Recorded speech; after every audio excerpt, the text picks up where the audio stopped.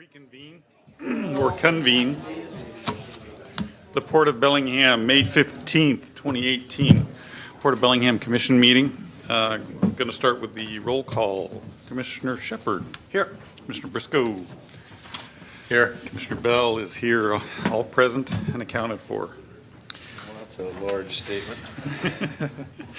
Okay, at the beginning of every commission meeting, we have a public comment period. Usually lasts about 15 minutes. Everybody's allowed to speak. If you have not signed up, you can still speak. We ask that you hold your comments to about 3 minutes in respect of others who want to speak. And the first person signed up is Alexander Dixon.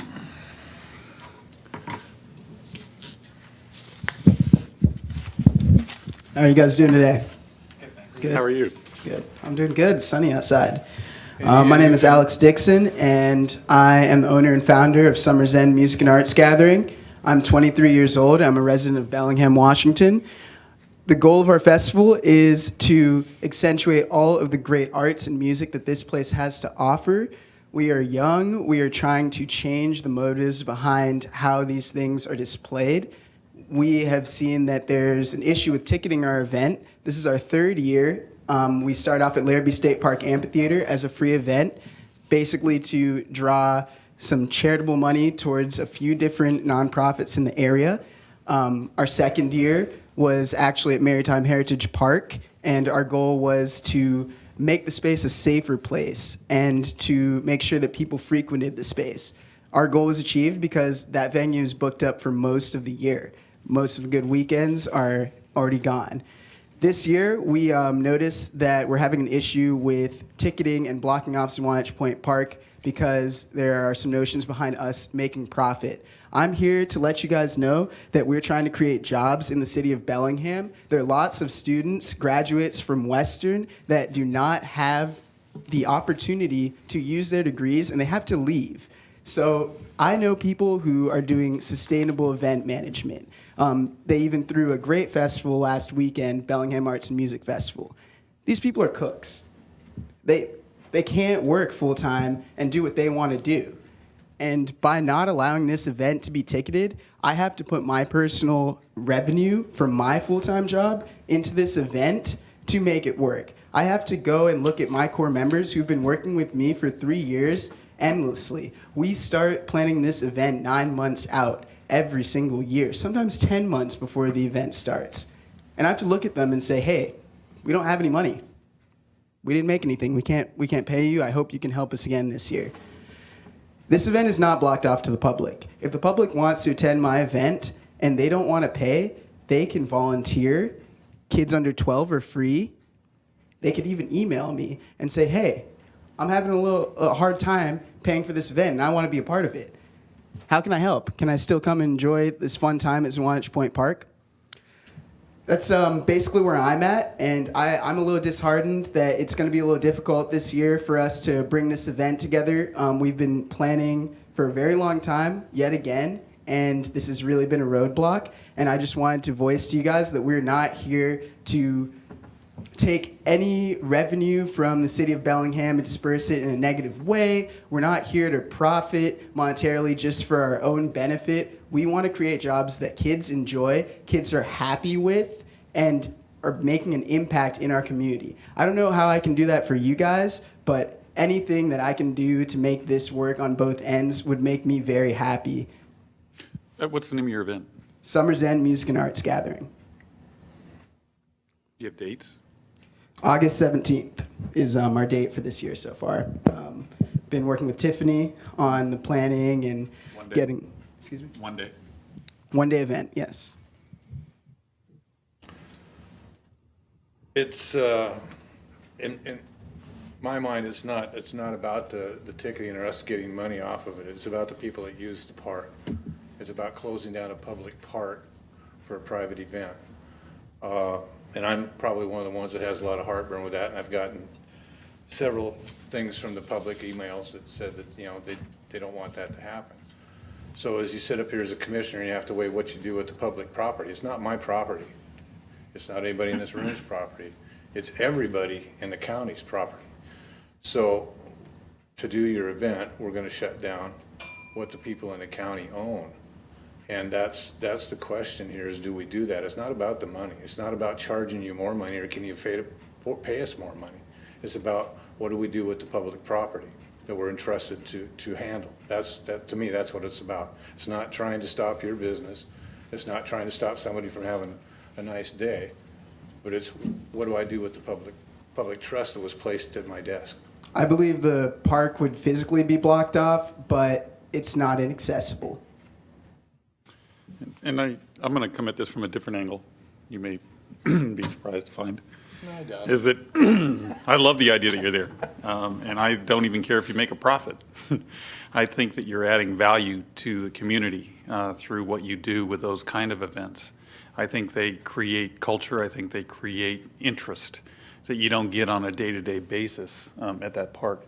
I think anybody can use the park every day, but every now and then, not even every now and then, I think an event like this, a couple of times a year, does nothing but help us create interest in our waterfront and in the community, and would love to see more of that, not necessarily less of it, because I think what you do is add value to the environment that we live in, and it's not a matter of whether or not you make money. I think it's just a matter of what are we adding to the value of Bellingham, and I think you are a great asset to the city, and the county and the port.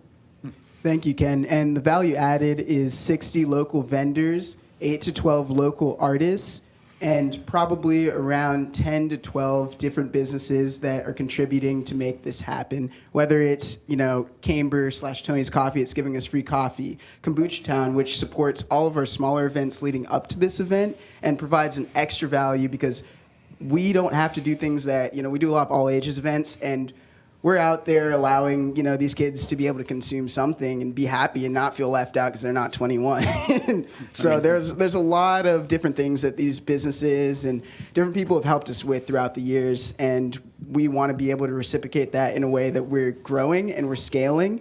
And this is going to be the largest event, in my mind, that Bellingham's ever seen. Whoa. They had Lyle Lovett out there one year. That's Yeah, people still talk about it. people who The are event or about Lyle? people who are old enough to have been there. Yeah, and you guys may have seen I did some informal polling on this myself, which had certainly helped stir the pot of in the community of both people for this and against. But we saw, in my own informal polling, about 75% of the people were in favor of doing this, and I got over 500 people responding to this poll. I've never posted anything on Facebook that has gotten this much traffic and engagement. And I think there are people who just are never going to believe that that's an okay thing for a public park. But in my experience growing up, I grew up in Seattle where Bumbershoot was held in Seattle Center. If you want to look at an event that brings in a lot of revenue and creates a lot of fun and anchors some culture, there's a pretty good one. That closes, when I was younger, that was a 4-day thing too. That was a Friday through Monday event that was closing that public park. And then, I think whether it's at the pier in Seattle or Marymore Park, there's certainly other models that we can look at for how those public parks are used and add value, add opportunity. And if we were a community that had very few parks, I might have more reticence, but I feel that we are a community that is fairly wealthy in parks. We do have parks in lots of different directions, and I think we can probably find a way to make this work, and I would certainly be excited about it happening. Thank you. Can I ask the commission if we could bring this up under other business and maybe discuss it a little bit more? As long as he's going to stay. Yes, sir, I'll stay. Will you? Would you move it to the 20th, because that's my anniversary and it would give me something to do? It's all up to Tiffany. Okay. Thanks anyway. Thank you. Anybody else for public comment? Okay, seeing none, we're going to close the public comment period. I'm going to get in trouble tonight, I know it. I don't need to do that. We'll move on to the consent agenda. A motion to approve consent agenda items A through P. So I had a couple of things. Go ahead. No, you first. You may cover me. I'd like to discuss agenda item C, agenda item E, and agenda item F.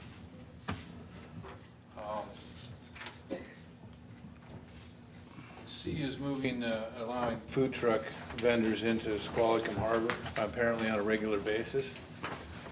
So I'm going to pull a couple more, Okay. and then we'll go through them. Okay. I'm going to actually pull out the minutes, because I just had a couple of changes and corrections that I wanted to do on that. And then yeah, I had a couple of questions on the NPDES Stormwater General Permit.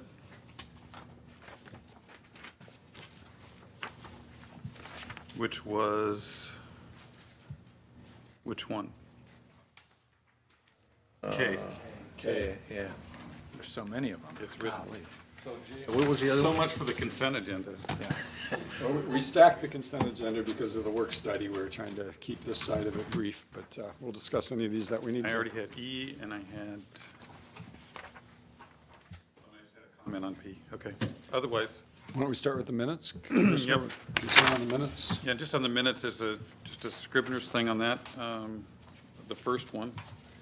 And that is under the resolution's 1372, coverage to the eligible off members. I think that's, just needs to be corrected. The second one is, under other business, we talked about doing the work study sessions. And I had a comment in there that I'd like to make sure that we at least had our topics in advance so that we could give the public notice of what we're going to be talking about in those public sessions. So I just need to add those, and as Diana so adeptly pointed out, this is a draft, and so we can actually amend these and post it. Would you like Dan, to- did you get what you needed? Yes. And as stated, the item of minutes is a draft, and it's provided as a courtesy and not to be considered the final minutes. All information contained herein is subject to change upon further review and approval by the Port of Bellingham Commission. With your approval, I will amend the two changes and present a final for your signature, and the final will be posted on the website. In favor? Aye. Okay. C, use permit for Washington Food Truck Association. Terry Elahi will address that. Go for B first. Oh, Or- sure. we don't actually need It's to go after C, you know that. in order. It doesn't matter what order, but I want to pull B out.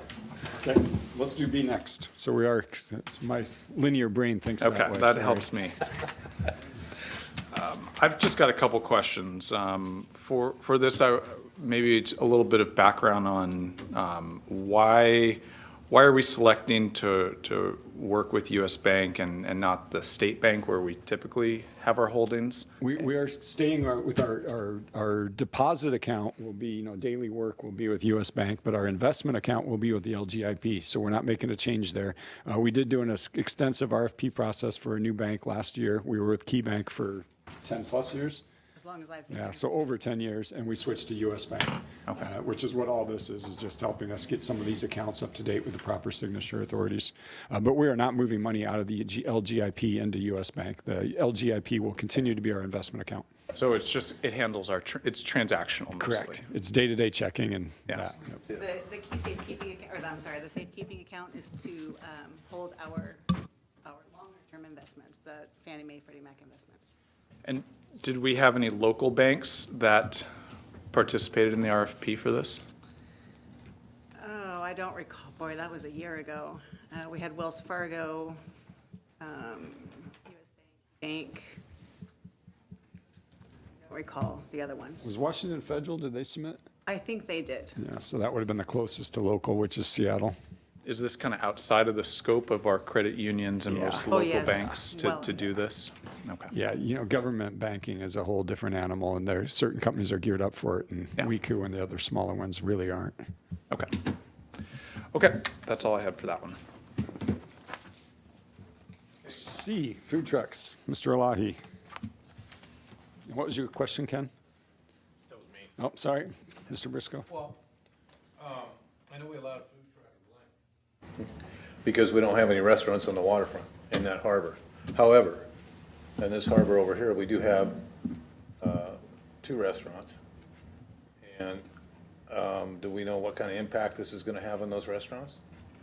I mean, I don't mind bringing a food service truck in when there's nothing else We there. looked at this a couple of years ago about the local impact, and we looked at Everett as a model, and the Anthony's down there will tell you that they're happy the food truck is there because it actually draws more people in. It's kind of the rising tide floats all boats theory, where they're saying they have more business now because the area is being known as kind of a destination to go eat. So they believe they're benefiting from it. You know, it's hard to tell until we actually open up a food truck down there and see the impact of those local restaurants. And I'm assuming if it's negative, we're going to hear about it. But I think it's worth a shot to try because our research has shown that the brick and mortar ones don't really get hurt by the food trucks. The one that mainly concerns me is the Web Locker, the Web Locker grocery store there. Yep. It's not real big, and they're not open all day long because business, you Yep. know, through the winter and stuff isn't very good. Summertime really doesn't worry me as much as the wintertime. Well, we're not going to, I doubt we're going to have food trucks there in January. I think this is a very much a summertime deal at Swanage Point Park. The food trucks won't be here and come November through, April. They won't be there. Do we have a sunset date on their start and close? Yes, good afternoon, Commissioners. Terry Lahi, Real Estate Representative. Yes, there is a sunset date of October 31 on the food truck. So they're not allowed to be on the premises actively after the 31st of October? That is correct. Okay. And they're only there on Wednesdays and Saturdays. Okay. And there's some days have been blacked out as well, where we have other events there. Okay. And that's the same with consent agenda, item F, with The coffee? or are these the same people? No, different people. Excuse me, sorry, I lost my agenda. Item F was the... Use permit for Compass William Rose? Wilson? Yes, Compass Rose. No, they do plan to be there year-round. This is a startup business for them. So they're planning on trying to get as many walkers and passersby from the promenade, as many as they can. And they do see a demand in the winter as well. But they'll just be providing coffee, snacks, nothing cooked. Okay. Which is kind of where the other place makes its money, is providing the coffee and snacks in the wintertime as well. So, Well, I was going to say that I think because having worked at these areas, you've got a place you can go and sit down and eat, but you don't have very many places you can just run and grab something and go. And I think this fills that niche nicely. it might be that way over here on the peninsula, but over there, the guys that are working around the locker, it's right there. And They if you can got a go in. truck parked right outside the locker, you're not gonna go right across the street, you're gonna go to the truck. And it concerns me, that if the business is struggling and shutting down early, that if we take 10 or 15 coffees away from them, that's gonna affect, whether they have that extra worker on there or not. So, I mean, it concerns me that we're gonna allow someone in there in the wintertime. Summertime, I don't have a problem with a lot of people around. Wintertime, I have a problem with, because I believe there's gonna be an impact there. And once we allow this to happen, to turn that impact around, it's gonna be too late maybe. And I really don't wanna do that. And just the coffee place will actually be in the parking lot right here by us. Over here. How self-serving. Sticking out on the peninsula, huh? Well, I'm thinking Bellwether. Okay. But they're gonna be year-round. That's their intent. All the agreements have actually a 10-day termination clause, they're month-to-month agreement, so they could be terminated by either party. I don't want to stop somebody from getting into business. That's not what I want to do, but I want to make sure we protect the people that are already invested here. And the other thing is they're paying a lease. They're paying for the property they're on, and to put a hardship there, a possible hardship, leaves me with a little bit of heartburn. And as our executive director just mentioned, I mean, the research that we did, I mean, it does appear that the food trucks actually draw more people down here. So we're hoping that's going to be the case. But it is an opportunity to test it, and we do have the ability to terminate if it is a huge impact on our tenants. That was Shirley McFerrin, our Director of Real Estate. Thank you. Did we speak to our tenants at all about this? Or is this not known to them? This was discussed internally, and I mean, and then the research we did on the other places where food trucks have been allowed. The Food Truck Association actually, in their agreement, actually has a different clause in it as well, where if the tenants would like us to, the truck vendors will actually hand out coupons for the brick and mortar businesses.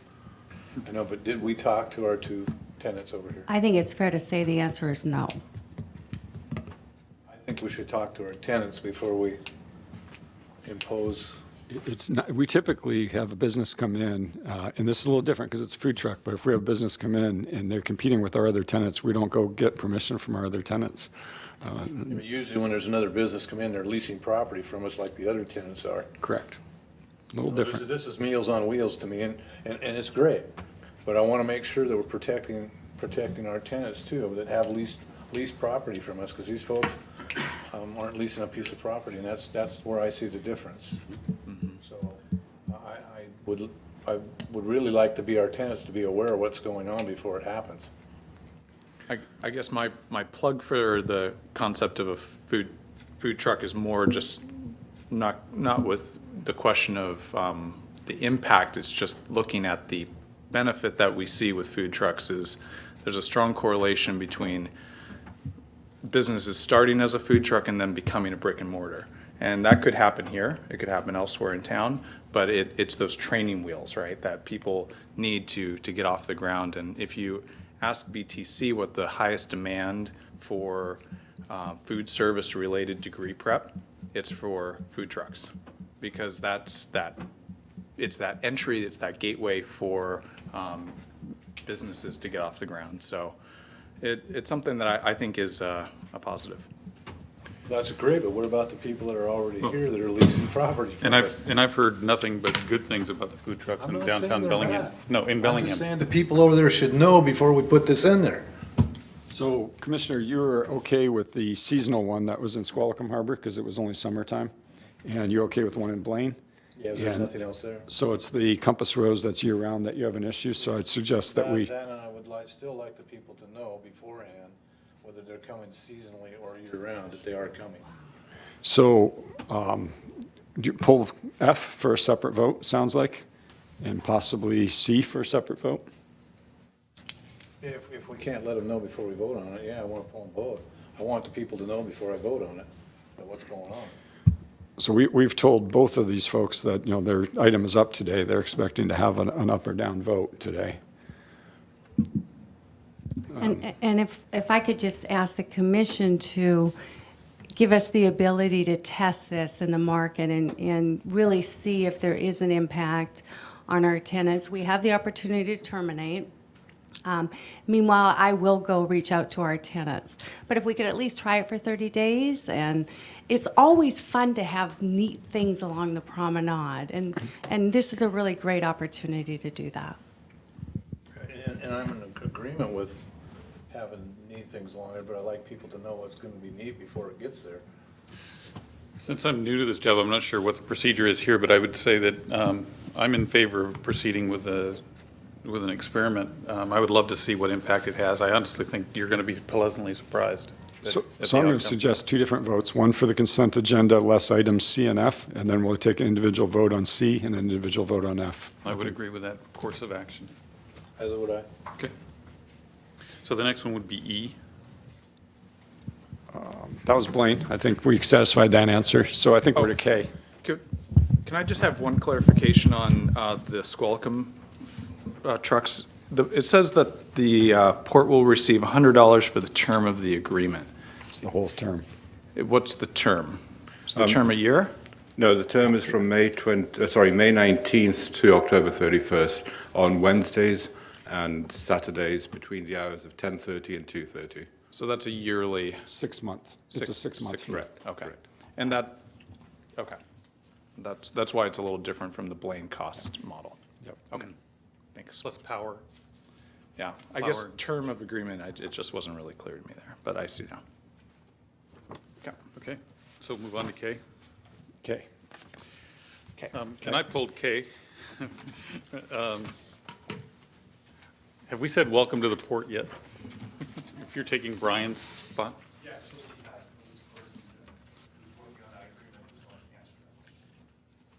We get off that easy. Nope. So, yeah, my question was basic. We're being asked to fund another budget increase for a course, and it's $11,780 for a two-hour course. And first of all, I'm wondering about the cost and the benefit of $11,000 or almost $12,000 for a course of that size. And then when I looked at the general stormwater assistance course provisions, it says in here that the task may include, but there's not a really specific curriculum or what they're being asked to do. So it's a little loosely worded for what their performance is supposed to be. And I'm accustomed to a little bit more stringent requirements. Plus, it seems excessive for a couple hours. So I'm just wondering, what the heck? Okay, thank you. Elise Cords, environmental specialist. You'll notice on the last page of Kennedy Jenks's proposal, they do have the budgets broken down. And so the training course is the top portion, and that comes to $2,080 and represents a smaller number of hours. And then the remainder, 52 hours, is for the general stormwater support. So really the greatest portion of this is for our general stormwater support. And they're only coming up for one training class for the stormwater pollution prevention plan for the Bellingham International Airport. That's a single-day training. And it's required by the industrial stormwater general permit, and there are specific items that are required in that permit to be trained on each and every year. So I guess why was that not included in the original bid or first? And it was in the original, and they did provide the training in 2016. And then I did the training last year, so we did it in-house. And then, but to keep it fresh, we like to have different faces providing the training, because it's the same content every year, essentially.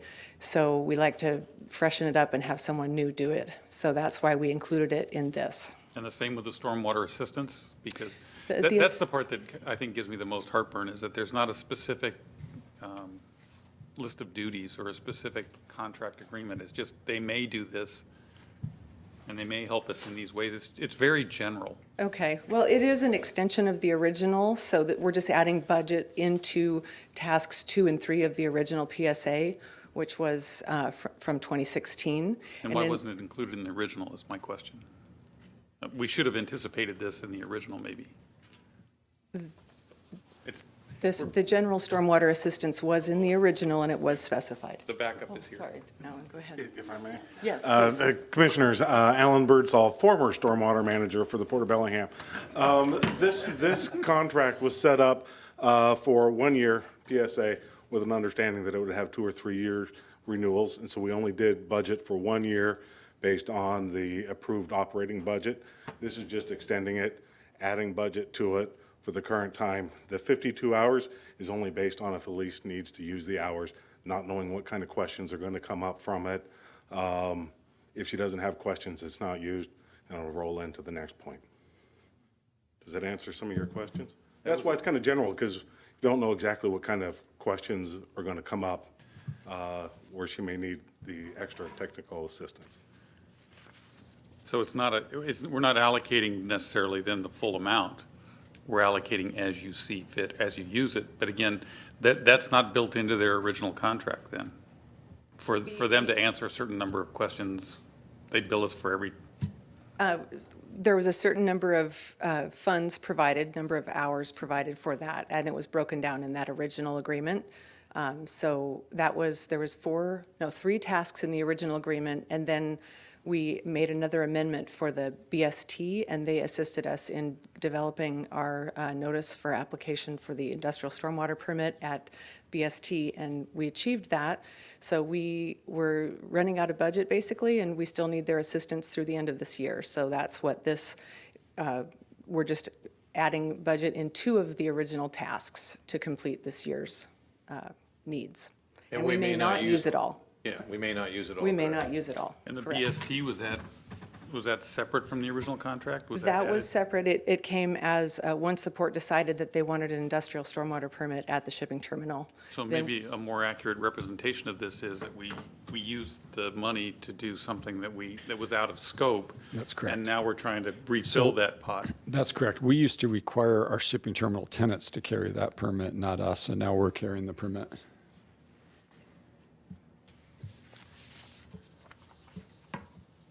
Is that, Yeah, I'm not going to. are you good? Okay. Thank you very much. It's not a deal killer, it's just, it's not as straightforward as I think I would like to see it going forward.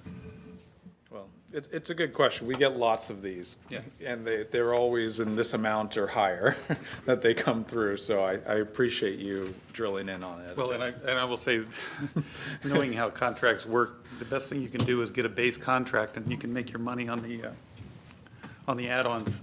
So that's not an uncommon practice in the field. Change orders are a big deal. Change orders are a big deal. And, yeah, so we'll be watching, I guess. You're on a roll. Just saying. I think that was a note to all. Note to all. Yeah. All right, and I'm not going to stop that. I just wanted to make sure that I got my message out. So Commission, we're still at pulling item C and item F. All the rest of the items are good for the consent vote. Yeah, I just wanted to add one thing to the P, and that was that there is an increase in the Allegiant Air, and it is because they have slowed down their planes coming in, and our hope is that they don't have that kind of an increase next year because they've given more flights to us. And Alaska saw a similar increase as well, so. And then the last thing on this consent agenda, I just wanted to put a shout out to the boats coming out of the harbor. Just renewing that lease is a big deal for me, so. Anything else? I think Yeah, we're ready. I've got a question on M. This is the enhancing wireless communication. So is that, just clarification, is that for the public network, for the public Wi-Fi network, or is this for non-public use, for that to increase? Public. Public. Hi, good afternoon, Commissioners. Noah Carlson, Real Estate Representative. That would be for public and non-public use. It's just to enhance the service throughout the entire Bellingham International Airport. It's not the Wi-Fi, Commissioner, though, it's the cell service. Cell service, excuse me, pardon me. Oh, okay, this is the cell service. Yeah, Got it. Okay, thank you. thank you. So with the exception of C and F, the consent agenda remains. If I might suggest an amended motion. A motion to approve consent agenda items A as amended through P, removing items C and F for a separate vote. So moved. Aye. Aye. Aye. Thank you. So now do we go to C? I will read the motion. When I get there. A motion to approve a use permit for the Washington State Food Truck Association to operate mobile food service vehicles in Squalicum Harbor.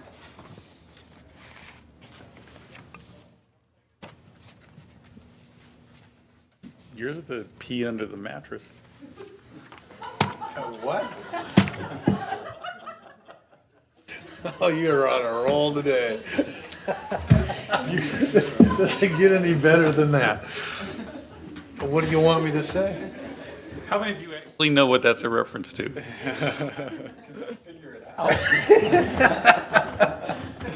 It's the princess and the P, not P, not that kind of P.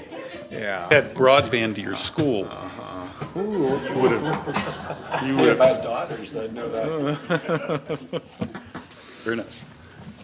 So we voting or discussing? Discussing. What do you want to? Well, I'm the biggest chunk of heartburn is I want the people to know before we vote on something, we're voting something in that affects their business. I think they have the right to know that something's coming and have, that can speak about it. I don't know, was this put out to the public We worked on it a couple of different years now. We didn't talk to the businesses. I'm pretty sure I know what their answer would be. I mean, no one wants to see competition move in next door to them. I'm pretty sure. I'm sure you're probably right, but still, it's the courtesy of letting them know, they are our tenants. I mean, when we're gonna make a change to policy, I think they should be informed before we make that change, so they can at least say, no, we don't want it, or yeah, we wanna do it. That may or may not affect our decision up here, but at least I'm comfortable with the fact knowing that those people know what's coming, and they can have time to adjust for it if need be. That's my point. It's not that I don't want the trucks, it's not that I think they're bad, I think that they're great, it's fine. But at least be courteous enough, blah, blah, blah, blah, blah, to let them know ahead of time. Not vote and then they find out tomorrow that, oh, by the way, you got food trucks coming down the street. And that's my issue with it. It's not the issue of whether they're good or bad for the area, whether they bring people or not. And I'm more concerned about the wintertime than I am anything. Because I've spent my entire life down here in the wintertime, and I know what goes on when the wind blows and it rains. You don't have very many people. And it takes those handful of people maybe to keep that business going. And when you divide that up a little bit, that's pretty hurtful. And that's my concern. So C, C doesn't affect, right? C's not a year-round. It's seasonal. It's Seasonal, done. but other than the fact that I'd like to let them know before we vote. I guess my question was Rob's earlier point. Do we do this with other business arrangements? We never do. We don't, because we get the same answer, right? If we have a boat repair shop moving in here, a sales shop, we don't go to the other boat repairs and say, these guys are coming to town. Now, Commissioner Briscoe made a valid point. These guys are paying lease for land and bricks and mortar, whereas a food truck is paying, $100 for 6 months. So there's a difference there. We didn't think of it that way, so I appreciate you pointing that out. We do have two different people here waiting for answers on this one, though. And then my take on that is that these guys, first of all, this is the way. There are more food trucks in this town now than there ever have been, and there are more coming. And we need to, I think, be on this page as well. I have no heartburn doing this on a trial basis whatsoever, just to see what it does. And I honestly think you're going to be surprised at what it does. I'm not disagreeing with you. I'm Would that- trying to point out the fact that maybe we should let the people know it's coming before it gets here. I would say that maybe we could give them a heads up tomorrow after they. Shirley said Let 'em know that- she'd reach out to him. And then we'll have lunch at both those locations this week. And once again, we got the cart in front of the horse. The horse is pushing the cart out the door. I don't think we should say that. So ready for a vote? I'm ready for a vote. All right. Would you read item C? I don't know how you. A motion to approve a use permit for Washington State Food Truck Association to operate mobile food service vehicles in Squalicum Harbor. I vote yes. No. Commissioner Bell is yes. All right. Item F. A motion to approve a use permit for William Nelson and Kirsten Lutz doing business as Compass Rose Coffee to operate a mobile food service vehicle in Squalicum Harbor. I already said my spiel. I had another pithy remark if you're not even gonna let me use it. Okay, so I'll I think say we it. just move to the, can we just move to the vote? Taking longer, we'll Just polish it up. please read the motion. A motion to approve a use permit for William Nelson and Kirsten Lutz doing business as Compass Rose Coffee to operate a mobile food service vehicle in Squalicum Harbor. Aye. No. Commissioner Bell is a yes. Thank you. That gets us All right. through the consent agenda. The consent is supposed to be an easy thing. On Tuesday. I want to thank you for saving us time by putting all those items on the consent agenda. Triple her up next week? Lesson learned.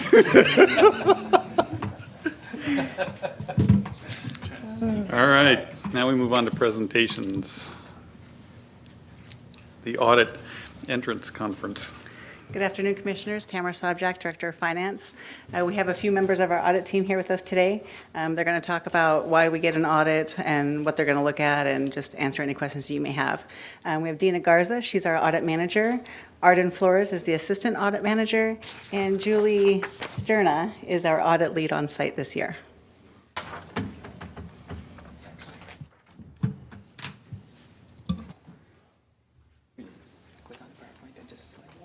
There you go.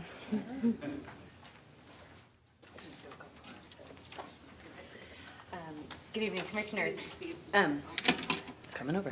Again, my name is Dina Garza, and I'm the audit manager for the local team based here out of Bellingham of the State Auditor's Office. Tonight, we're presenting as our audit entrance conference. As Tamara said, it's to let you know more about our audit process, our office, and what we'll be looking at this year, all of which we will present the results of at our audit exit conference at the end. I wanted to present just a bit of information about our office as I know it may be new to some of the new commissioners that came from more of the private sector. We are a state office by legislature. We review all governments in Washington state, so both state and local.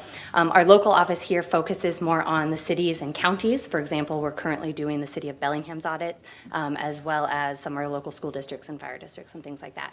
All of those audits are performed on a cycle basis, so we are not here because there's additional risk at the port or anything like that. It is an annual audit based on the operations, and some of the audits that you'll see are actually at the request of the port that we perform. We do report to the citizens, so all of our reports will be available on our website, and that's something that, we have a lot of communication with you and with your management, but our actual audit results are available to the public. The next area that we have just again with that office is we do take our role of independent auditors very seriously. So we are working with your staff as far as to provide that accountability and transparency to you. Often there are things policies that you put in place that we are able to then go look at. Our goal, not only as your state auditors, but is also to provide guidance. Our goal is to help governments that work better, cost less, and can increase public trust. And so occasionally that is providing guidance, providing trainings, providing the resources that we can. And so that happens a lot with the communication on site. So we're not typical auditors, as I like to say. So again, there is some of that information. The purpose of this meeting, again, is to bring transparency to our office and our process. And so we definitely encourage, if you have any questions as we go through what we're going to talk about, we are very willing to share. We want to make sure that you understand why we're here. Okay. And so for our audit scope, the first audit will be, a little louder. Okay, so we'll be performing 4 audits this year. Hi, my name is... Oh, I'm Julie. Hi, Julie. Hi. But we'll be performing 4 audits. The first audit is the accountability audit, and performing and how we determine the areas to focus on. We use a risk-based approach, and we look at things that are specific to the port. We also perform analytical procedures. We review the minutes, and we have discussions with staff. In the areas at the bottom are what we will be looking at for payroll. We'll be reviewing payroll wages and accruals to determine if payroll is properly supported. For bidding and procurement, we'll be looking at some large construction projects and determining if the port is in compliance with state laws and their own policies. For third-party cash receipting, the port contracts out with some vendors who process receipts, so we'll be getting an understanding on that process. And for accounts payable, we'll be getting an understanding of internal controls, and we'll also be testing some general disbursement payments. Any questions in regards to what we're going to be looking at? You are? My name's Arden. I'm sorry, I'm supervisor for the audit. Okay, go ahead. Okay. And the other 3 audits we'll be performing are listed here. For the financial statement audits, we will be providing an opinion on whether the financial statements are fairly presented. We'll be looking at internal controls, but we won't be providing an opinion on internal controls. The next audits, the CAFR, it's Certificate of Achievement in Financial Reporting. Each year, the port compiles a financial package and they submit it to GFOA for an award. And we perform procedures to ensure that this information is consistent with the port's financial statements. And the last audit is passenger facility charges. The port collects passenger fees, $4.50 for each enplaned passenger. And there are limitations on what those funds can be used for. We will be providing an opinion on the schedule that the port prepares on an annual basis. So we'll be reviewing that to determine if it's accurate and supported. Any questions? All right, moving on. So, good afternoon, everyone. I'm Arden again, supervisor for the audit. So, we believe communication is essential. So we're committed into an effective two-way process. We already obtained a signed engagement letter from ports management that detailed our responsibilities and ports management's and responsibilities. Apologize for that. I thought I turned it off. So there's not, we'll ensure there's not going to be any surprises during our audit exit conferences. We'll make sure that we keep the port's finance director and her staff up to speed, and port's management staff up to speed in regards to issues and recommendations that are known throughout the audit. We'll be having weekly update status meetings that rest assured that during our exit conference, all issues and recommendations that we will be bringing to your attention has already been discussed thoroughly, and we'll be on the same page with all the reporting levels that will be discussed. And we will also be soliciting feedback at the end of the audit wrap-up to make sure that how we can improve on our audit process as well. So moving on, again, so in the engagement letter, we estimated the cost of these 4 planned audits. Again, we'll do in the general compliance audit that Julie mentioned. We'll have the financial statement audit, the passenger facility charges audit, and then the CAFR audit this year, which is the audit that we've consistently done in the past. There is no federal audit this year. So we estimated the audit to cost $39,900, and that's been consistent, if not a slight decrease from how much it's been in the past. And we evaluate this cost on a yearly basis to make sure we have an adequate amount of budget to cover all the areas that we plan on looking at. So again, we anticipate our work to conclude in May and our report to be available to you in June. And again, that's based on estimate, assuming no unforeseen issues. So again, just a couple of other resources that we want to bring to your attention. The advantage of being out there is we know what issues that we want to assist all our local governments. We do have 2 other teams, the local government support team and the performance center, that provides trainings and other assistance to different local governments. And in addition to our audit connection, digital connection, and we have these helpful links in here. If you may, I think we are connected to the internet, so if you may, I can click on one of these. These are an example of our digital audit connection. Again, we do have, if I'm going to scroll down here a little bit, so we do have information in regard to local government financial reporting system. Cybersecurity is one thing that is really affecting a lot of local governments these days. So we have, as you can see, I can scroll down a lot, enterprise funds that does affect the port. So there are a lot of issues in here that you may find helpful. We encourage you to look at these resources that are available out there. And going back. And the last thing here is just who we are, just a little bit of information about our class, our qualifications, and our staff. Kelly Collins and Tina Watkins are our directors. They are in Olympia and Vancouver, respectively. Again, Dina is our audit manager. Our team is here in Bellingham, and we audit the WAC, all local governments and municipalities in the Whatcom, Skagit, San Juan, and what's the other county? Yes, Snohomish counties. And our team is situated here in Bellingham. As a matter of fact, we are one of your tenants. We are renting an office space from the port since 2007 here in 11 Bellwether Way. And again, my name is Arden. Julie is our audit lead, and we have one more auditor, Sean. So that's who we are, and that's who's going to be staffing the audit for this year. And that's it for what we have. Any questions?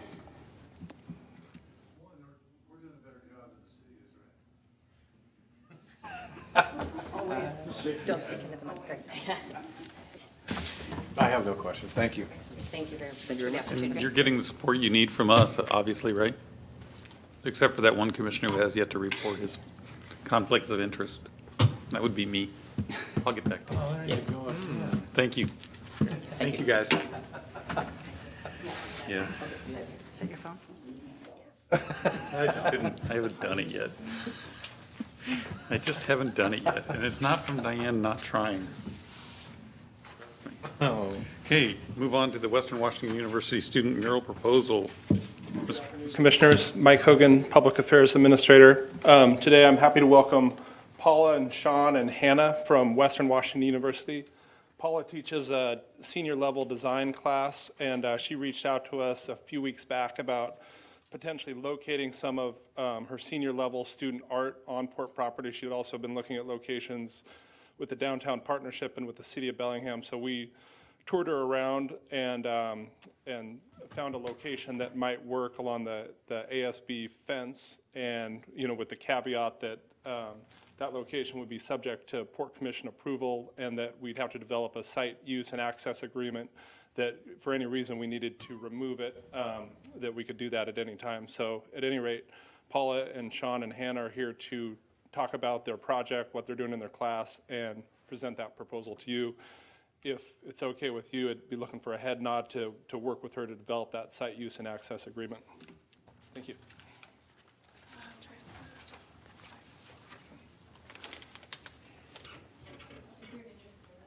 Printed out some information about the course, and then underneath it, there's some information about the mural. Okay.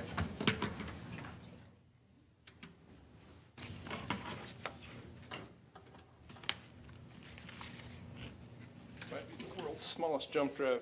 It's about the size of a fingernail. It's teensy. That's a pinky drive.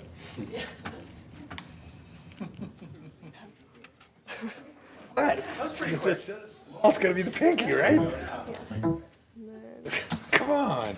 You got yours in, I get to get mine in. I'm just glad to have set the tone for this. I might have come up with something there. I shouldn't have said it out loud in public. I could have been a millionaire. Which one? Yeah. Go with.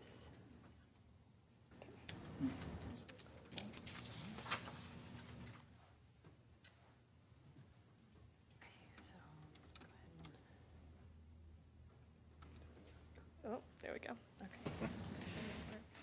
There we go. Okay, so I'll start just by briefly introducing this class. There are 12 students that have been selected through Portfolio from a group of 54 BA students. Hannah and Sean are two of our students that will be graduating in June of this year, but you can see images of the other 10 who will be participating.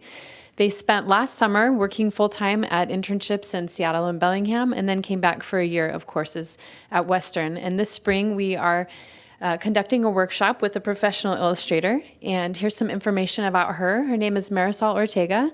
She's currently located in Kansas City, but has spent a lot of time in Washington working for places like Theo Chocolate and Starbucks, and currently is at Hallmark, or actually just finished at Hallmark. She's embarking on her own endeavors now as a freelance illustrator. So we're excited to have her assistance with this. Students are corresponding with her remotely through video conference calls and email communications, and then she will be coming to visit us next week when we actually paint the mural itself. So as part of this course, we spent some time walking around Bellingham and looking at some of the different murals that have activated different spaces. And I'll let Hannah and Sean just share a few thoughts about what we saw when we walked around town. All over town, there are very lively, beautiful murals, and we think that the waterfront would benefit from having some of the similar colors and traits that we see around town, where it draws people in and makes them want to visit, and adds to businesses in the local area, and just adds some color where there might not be.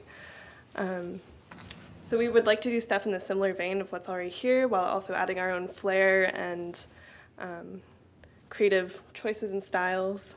I don't know, Sean, if you have any thoughts? No, I mean, I think I just echo everything Hannah said, and we'd be happy to just work with you and with the ideas we have, as well as any ideas you might have, to just make something that could kind of add a little bit of color to that walkway, because it's a little bland otherwise. What side of the walkway is this? So we're looking at the fence that you can see in this overview here that I think looks over to the ASB ponds.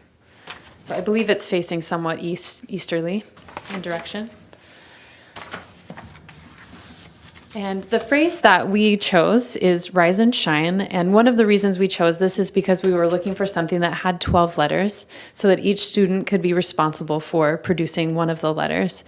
And what we liked about this phrase were that it had both specific and more abstract meanings that could connect to this location. So of course the specific one would be this idea of people walking along the path early in the morning and being able to look and see the mural and the sun coming up at the same time. Although we recognize that people will be using it all times of day and that often in Bellingham the sun is not visible. So what we liked about the phrase is that it could take on more figurative aspects, thinking about the waterfront redevelopment and how that's rising from an area that's had a different history, also looking up at Seaholm Hill and seeing Western Washington University and thinking about the opportunities that are available through education, as well as in the other direction, seeing both Swanage and the Squalicum Harbor, and then Lummi out off in the distance. All of those things represent different forms of rising and shining. So the students just in the last few days have developed these preliminary letter forms, as well as some uses of pattern and color in the background. And over the next few days, they will be further refining these along with Marisol. And here's a mock-up of what that might look like along the fence. So each of these 4-foot by 4-foot panels would be installed so that it would spread out as far as we can get it to reach, and would be visible both as you walk along and then, of course, across the way if you were looking at it from Swanage. And then here's a little bit closer view of some of those letter forms, and I'll let Hannah and Sean talk about some of the inspirations that drew them in. So we like the color scheme. For us, it's something that we work with quite often, CMYK. But a lot of it is abstraction. It allows us to experiment with a new medium that most of us haven't, since most of us are digital designers. But the great opportunity about this particular class is that we get to try something new, and for a lot of people that's experimenting with texture or different forms. I know Hunter, he has the H with the hands, and I think his idea was something along the lines of, a community forming and having lots of people participating. As well as just he likes drawing hands. Otherwise, I think it's just a lot of variety with showing what our community is like and what we can bring to it. Yes, that's my thought. So as is stated in the paperwork I gave you there, our hope is to have something that connects as a whole. So it's unified in that it's this phrase and there's a similar color scheme and the letter forms are similarly placed on each panel. But they also have unique elements that each panel would allow viewers to enjoy as they're strolling along that path. So as a brief timeline, we will be painting the panels on Thursday and Friday of this next week, and then hoping that we could have them installed for the June 1st art walk that would be taking place on the Friday following that. So that's what we have for you today. Would you like to Commissioner Shepard? have any major questions. It looks like you're accounting for the exposure. It's for the site, both for UV and salt exposure. And all the costs are borne by the university.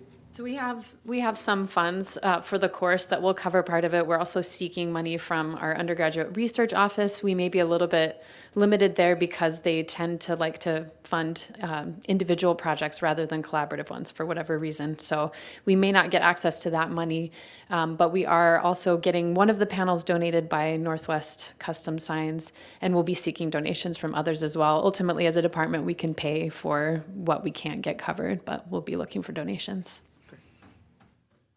That's all I have. I think it's a great idea.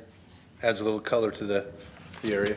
One thing I might suggest, food for thought for you, is you've explained the meanings of your work quite well to us here, but the folks that are walking by aren't going to understand. So maybe in front of it, an explanation panel, Sure. so that they look at it and then they walk by and they think about it as they're going, food for thought for them for the morning. Yeah, we could definitely do that. But other than that, I think it's a great idea. I love it. Just personal note, my office overlooks that, so Oh, okay. it'll be a reminder to wake up. There you go. Wait, time to get up, Ken, and go to work. No, I absolutely love the idea, and I think those new apartment units that are going to go in there would love to see that look a little different than it does now too. So wholeheartedly endorse the idea of putting the explanation underneath all of them. But in that, you got our head nod from me. Absolutely. You got 3 head nods. Perfect.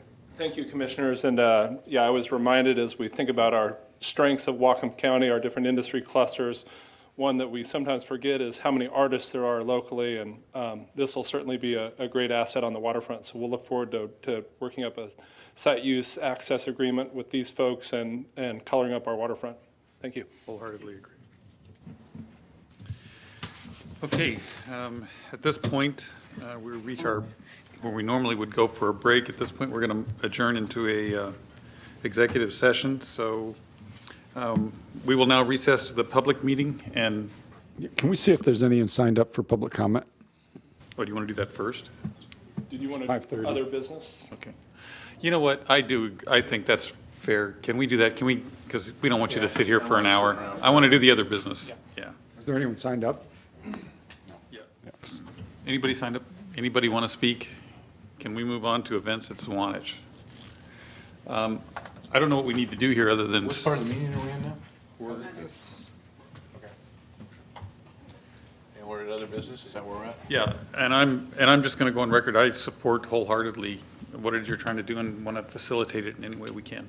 So I'm going to come at it from that end and hopefully not get hit upside the head from the other side of the room. But what do we need to do? I had a couple questions. During your comment period when you spoke earlier, you said the whole park wasn't going to be closed, and I'm perplexed because I was told by staff that the park was going to be entirely closed. Is it going to be entirely closed or not entirely closed? Where are we? So it would be entirely closed. I'm saying that it's still accessible. So people, if they want to come and they don't want to pay, they can be a part of the event and volunteer. If they have children and they're, a lower income family, children under 12 are free. If they truly have an issue with paying, which is, blocking off the park, you got to pay to get in. I understand that. That is blocking off the park. They can email me. I will make a public announcement. If you truly have some sort of, economic issue, I'm understanding. I'm not, here to nickel and dime people.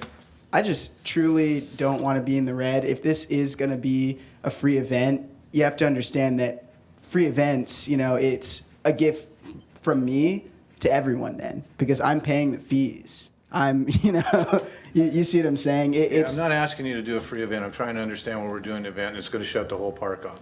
For August the 17th is the date? Is that correct? Yes, August 17th. And where you held your event before, you don't want to go back there, you can't do it there, or what's going on there? So our company is all about scaling, and we noticed that this is the largest space that we can throw an event of this caliber. I guess we could do it at maybe like the Civic Center, but we're thinking big here. We don't want to spin our wheels. We had a great time at Maritime Heritage Park, but we've already planned around Zuanich Point Park. We've been planning this for 9 months now.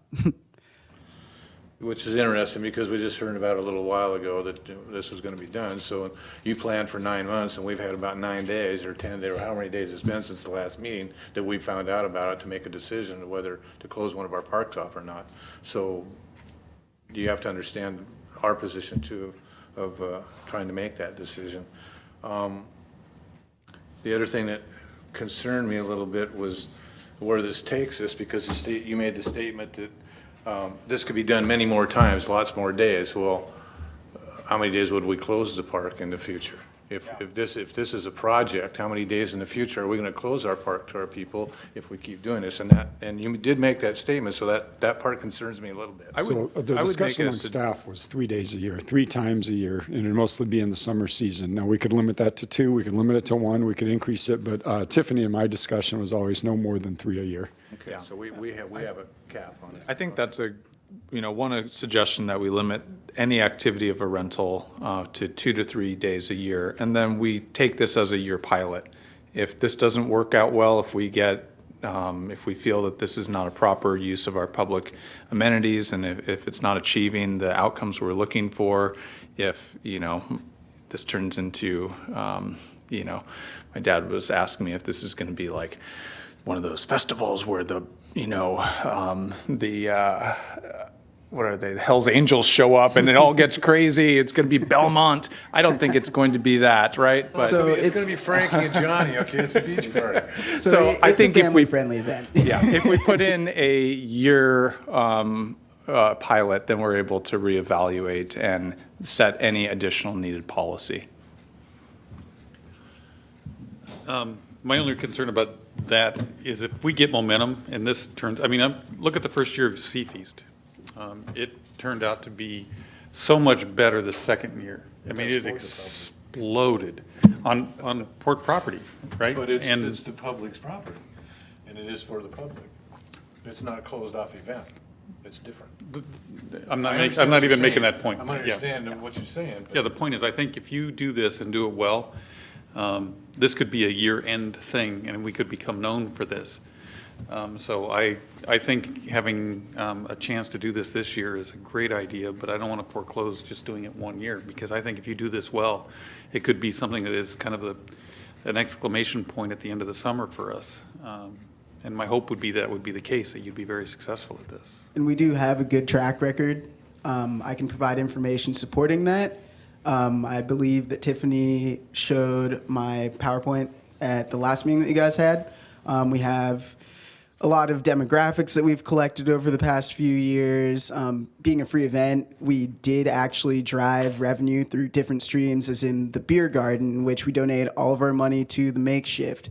It's a big deal for us because we enjoy providing nonprofits an opportunity to gather revenue in a way that's not asking for money up front. For example, we have an art mural walk with 6 6x2 canvases live painted, and they're auctioned off later in time. Each artist gets to decide where the money goes. The beer garden is obviously a special occasions license, so we get to choose which nonprofit gets to benefit from that. There are a lot of benefits to the festival other than, hey, these guys are going to be taking an event. Yeah, agreed. And my last suggestion is that we, as a port, would consider taking the revenue that we derive from the rental and putting it to a public use. And the closest public use opportunity I thought of was the signage projects that we have in front of us, both at Squalicum and Blaine. These are not fully funded, and a few $1,000s could bridge some of that gap. So that's another way we as an entity are able to then disperse this revenue stream into another public good. So I do have one more question, and this pertains to closing off the entire park. So I would assume from the boathouse out, it's going to be closed to everybody, correct? So how do we address our small boat dock out on the end of the park out there for that time period? So that boat dock is primarily used by the youth sailing group. It does get occasional other use than that, but we're just scheduled with the youth sailing group to make sure that they weren't using it that day. If it's on a Saturday, then they're Monday through Friday crew usually. But we would make them aware, communicate with them, and if they've got some big concerns, we figure out a different way to get them out, maybe out to their dock via a skiff or something. Yeah, and to follow up, my other lingering concern is for our tenants at our slips. The parking can become an issue when we have an event, and this is the case when we have a rental at Swilcombe Boathouse. It's the same when we have Sea Feast. It's the same when we have 4th of July. It's not dependent on closing the park or keeping the park open. It's just usage down there can create complications for people trying to find a parking spot and get to their boat. And so that in the next year, I'd like us to think about, if we're going to do these kind of events, do we need to have other arrangements for parking? Do we need to have a shuttle? I understand a shuttle would be a little bit more planning, not something you guys are set up for this year, but other events and other arenas or other locations have shuttling requirements if the parking is not available. And Commissioner, we've done that for 4th of July, parked at the technical college and shuttled people down, and that's certainly something they've talked about at Sea Feast. And communication goes a long way, so we need to get flyers out to our marine tenants telling them this is happening on that day. And then if they're deciding whether they're going to boat on Saturday or Sunday, they may pick Sunday instead. But yeah, so we'll communicate, we'll explore the alternate methods of transportation. The tissue warehouse is another area we've parked people and shuttled them back and forth. And then the dirt lot across from Bellingham Cold Storage is a third location that we've looked at for parking. But a very good point. Thank you. And I'm not opposed to figuring out a shuttling situation. Thank you. And I might add, for future, we're going to remove that boneyard from there. So that's going to create a lot more area for both the event and parking. It's going to create more events, too. Mm-hmm. It's going to have a nice When there's nobody using it. pavilion. Okay with that? I'd like to call the question if you guys are okay with that. So, Well, we're not, I don't think we're voting on this, are we? I think you should put this on the agenda. It's closing a public park. They may have someone in the public wants to comment on it. So my suggestion is we put it on the agenda for June 5 and that you all vote on it there. I think. So I have one more question at a I time. hate that. Yes. So this is Friday, the 17th of August, correct? I just looked at my calendar. Yes. That's where we're at. So is there going to be park closed prior on a Thursday to set up and close on a Saturday to take down, or are we just talking the whole thing's on Friday? Whole thing's on Friday. Okay, so the park will be open till dark hours on Thursday, and then it reopens first thing Saturday morning? Is Yes. the plan? Okay, thank you. Can we You can vote on it. Pushing I mean, it back. I hate pushing it back that far. You're welcome to vote on it. That's nothing against the law to do that. I'm just saying you're closing a public park and there may be a person or two that. Did you say to push that? Just the June 5th meeting. Is it June 5? Next meeting. Looking for whoever knows a date. My preference would be to get this off our plate today, and I'll take whatever heat we get from the And I'm not public. comfortable with that. I'm not voting on it today. I'll abstain, step back. I'm not voting on it today. I'm willing to vote on it today. I mean, you do have to understand that this is 3 months out, and I do need to start promotion if I'm going to do this. I am paying the Port of Bellingham, and it's kind of making it inconvenient if I can't start promotion. We were supposed to start on May 7th. We worked hard to hit that deadline. Then we waited till today, and now I have to wait again. So it's kind of. I'm going to push back a little there. Don't put the problem that you couldn't start on us because we got this at the last minute. Yeah, I was just going to say, that's not we've our had issue. about 12 days to think about this, and you just told us you had 9 months, so don't go there, please. And I would remind my fellow commissioners, we do have a process here, and I think we're going to be stepping outside the bounds of it if we do what you were. I mean, you can do what you want, but like I say, I will not vote on this today. And I don't think that 12 days is going to make that huge difference. I think we're going to get the same result if we vote today or if we vote on June 5th. That's fine, but we did it properly. We gave the public notice. I'm going to agree with Commissioner Briscoe. We probably should have a public hearing on this. And just so that you can plan, I pretty much guarantee you the result will be the same. I can't say that officially, but But we do have a public But we do have a process process. where we have to go through. It's the correct thing to do. was this on the consent agenda? And you are allowed to, you're allowed to say how you're going to vote in June 5th. I mean, it's. You can tell them how you're going to vote off you if that's what you wish to do. But I feel we need to do the public process and do the proper. If that helps with his planning, you know. I would essentially just like to be able to put up a Facebook event, not even saying that this is ticketed, and not upset anyone. Because either way, I'm going to pay the fees and. Really not about the tickets. It's about using public space for a closed event. It's not about the tickets and about the money, to me. It's about using the public space. Is it right or wrong? I haven't made my mind up yet, either way. But I do know that we have process and we should follow it. And my take on that is that we're going to get opposition no matter what. There's going to be 20, 25, maybe 30% of the people who are going to be opposed to closing off this public space for anything. And this is maybe a time to be a little bit bold and step out and do it what we think is right. So on that note, I think I am going to call for the vote now. And So a motion to close Wantage Point Park for a private event on August 17th. Commissioner Briscoe. And I'll explain my vote because the vote was called for. I'm going to vote no. Had the vote not been called for, I may have voted yes. But I expected the proper protocol to be followed, and I'd like that noted. Commissioner Shepard. I'm going to vote yes. I support this. And I'm going to vote yes too. Promote away. You can. Thank you. Commissioner, we you, have one other new business item, and it has to do with our airport, and apologize for the last-minute nature of this one. Let Sunil explain it. You turn this off. Good evening, Commissioners. Sunil Harman, Director of Aviation. My apologies in advance. I will ask you to vote on this item. It's an important item from aviation standpoint. I think it's an important item for the port and community. The runway safety area that has been a issue for the airport since the FAA and subsequently Congress decided that all runway safety areas had to comply with design criteria.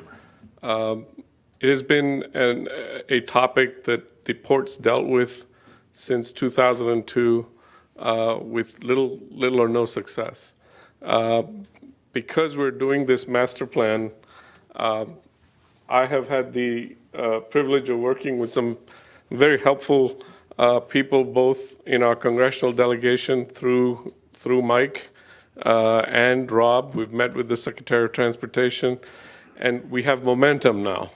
The issue was getting consent from the Washington Department of Transportation and the Federal Highway Administration to evaluate the option of expanding the runway safety area into the Interstate 5 right-of-way. We went through, can I ask you to turn this on? You turn it off, or I can't get it. We went through an exhaustive analysis in the master plan process, which is unprecedented typically in a process like that, because we had to evaluate options and alternatives that took the scope of work well beyond what we ordinarily would do in evaluating an airport through a master plan. The state and the Fed had us looking at alternatives that were well outside the norm. And I wanted to show you some of the extent that we went through in satisfying both Federal Highway and the State Department of Transportation before they would even agree to allow us to study the option in conjunction with them. So this presentation, very brief, very quick, but obviously when we look at alternatives, here's the runway safety area with the deficiencies that presently exist, 1,700 square feet or so that are basically bifurcated by the states and feds right-of-way on Interstate 5. The alternatives that we initially evaluated came to the conclusion that the only way to logically and feasibly fix this problem was to expand the runway safety area into the interstate right-of-way, and it wouldn't create a problem. Meeting with those agencies, they wanted us to go through this extraordinary level of detail, which I'm showing you in 4 simplistic photographs. But we looked at expanding the runway to approximately 9,900 feet, expanding the runway to the north side over the interstate, expanding the runway to the south, construction on piers into the bay, moving the heading of the runway so that we would achieve that length by shifting it to the west, north and west, and then finally moving the runway out to the west and constructing a runway. And the outcomes, as we had predicted, were not only financially unfeasible, they're operationally unfeasible. What happens is in the course of constructing these improvements, we lose our airlines. We're a single runway airport. We can't continue to operate. It creates an untenable operational impact. But from a financial feasibility standpoint, we were looking at costs in the neighborhood of $750 million, in excess of $800 million, $95 million, and then a little over $100 million. So, they were not feasible. It didn't make sense. And we went back to the Fed. We demonstrated to them that the only option available to us was to expand into the right-of-way, and we could do that without impeding the flow of and capacity of Interstate 5. Fortunately, they agreed third time around and issued us letters of agreement. We received a letter initially from the State Highway Department and then subsequently from federal. And what caused me to delay this, not make it on the agenda, was we were waiting for the formal interlocal agreement that we would have to execute with Washington State to compensate them for time in evaluating the design. We would take this project up to about a 30% level of design. Both of those activities, the letter agreement with the ILA for $45,000 and the design, which we're now presently beginning the process to select a professional, come to $150,000, which would be funded with an FAA airport improvement grant at 90%. So the port would be responsible for 15%. We've got momentum now. I couldn't wait 20 days. This has waited 14 years. And if there's one singular project that I'd like to get done before I retire, is this runway safety area. And through the traditional process that we've discussed with the FAA, we're still looking at a 4-year process. This is just the beginning. It gets us to about 30% level of schematics, both on the air side and on the highway side, to demonstrate that we can coexist and have this as a reasonable solution. So I would appeal to you to vote to approve this item. If I might read the motion? So Neil, I hope you're not retiring anytime soon. I'm sure I'm speaking for the whole commission. I very much appreciate the level of professional experience you bring to this position, and I really appreciate your work on this. And we like you. Much appreciated. I like you too. So we briefed you on this extensively individually. We got the result we were looking for. In simple language, this was a good outcome. Can we call questions? Do you have questions? And I'm under the understanding time is of the essence.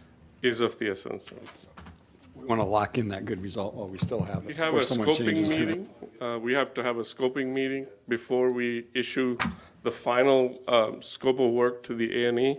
I'd like to have that meeting as soon as possible so they're on the record and we're all moving in the same direction. Okay. Diane, would you mind reading?